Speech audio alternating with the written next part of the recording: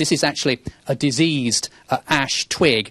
And actually, just take a look at the colour. It sort of starts a relatively healthy green at the bottom there, but as you work your way up, it turns to brown, and that's a sign of this very nasty tree disease taking hold. I can talk to one of the researchers here. Anne is one of the team who's unfolded this DNA, and first of all, you've got the culprit there, haven't you? That's the fungus. Yes, this is the Chillara fraxinea fungus. It was isolated from a diseased piece of ash, and it's now growing on an agar plate. So what did you do next? Next, we grew it up to get enough material to extract the DNA for sequencing.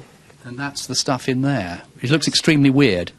It is a bit strange, yes, yeah. And what is the end result that you really want? Because you want to go one stage further than this. Yes, we've got the DNA sequence, so we know a lot more now about the toxicity of the fungus, why it is so dangerous to the tree, but our efforts are now turning towards the ash tree itself. We'd like to sequence the DNA of the ash tree and maybe identify some genes that might have a role in providing some level of resistance, and these could be used by breeders in the future to create trees that have a low susceptibility to the fungus. I know you love the wood, Ashwellthorpe Wood in Norfolk, where this disease was discovered last November. What was your reaction when you saw what was happening there?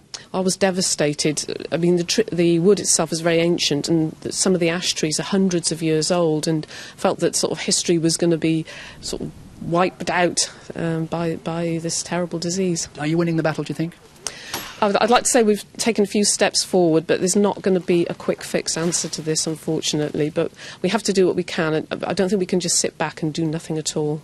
Well, good luck to all of you. Actually, one thing I think we ought to point out is that you often think of scientists working in their little bunkers doing individual research. This is very much a cross-science get-together, really. A lot of people, the information that you've got here is being pulled onto the internet, and people are getting together to try and win this battle, which does actually threaten, as we said, 80 million trees in this country and many more across Europe.